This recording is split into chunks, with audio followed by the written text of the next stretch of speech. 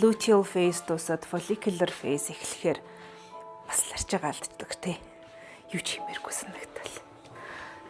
Октод бол luteal болон follicular ялах байхаа. Тэгэнгүүт албаар нэг арай нэг хүншид төрхтэй болохын тулд гэт нүүр амаа будаж мудаад нэг айтайхан байна да. Одоо энэ нэг ойр таалагдаад байгаа шүү дээ. Тийм нейтралны амар хүүтэн биш. Neutral cool. Netflix дээр Inside the Manosphere гэдэг documentary байгаа байхгүй юу?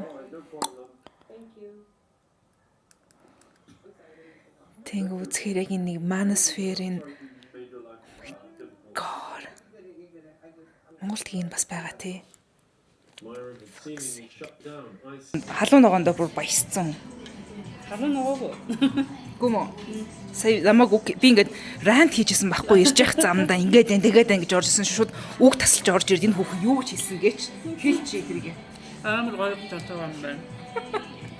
Маш гоё. Гэ би тэгэнгүүт нь уурлаад энэ яаж байгаа үг тасалж байгаа арга тактик ч нөө гэж уурлаа.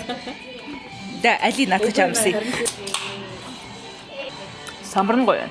Энэ тийм ба. Controversial юм ярихгүй байж байгаа. Аудио норч байна.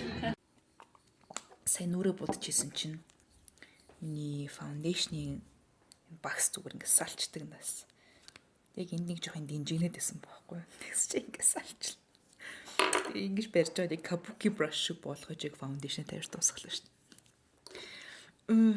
Гэтэ Morphe-гийн яг энийг ингээд наагаал болчихно л даа. Гэтэ надад угаасаа энийг Morphe-гийн энэ багс нэг тийм амар таалагдахгүйсэн байхгүй юу?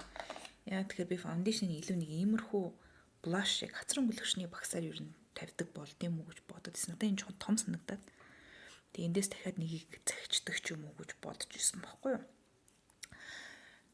Тэгтээ яг багада $35 захиалга өгч ийж үнгүү шипинг наавал тэгээ ганцхан багсч захих нь хайшин.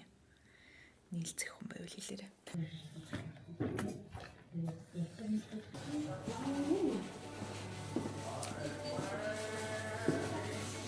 Чэксэн гэх жоо бодот үз байлаа. Өчигдөр нөгөө юун дээр брокколид пиусан чинь яг ийм стакан өгсөн. Тэс чинь News Cafe дээр бас ийм энэ стаканыг хаанаас санаа аваад байгаа. Энэ хаана л наа чинь номын дээр байгаа. Энэ бол угсаа чи өмнө суужсанаа танихаар юм байна уу? Ширэндээ дуудсан. Гоё.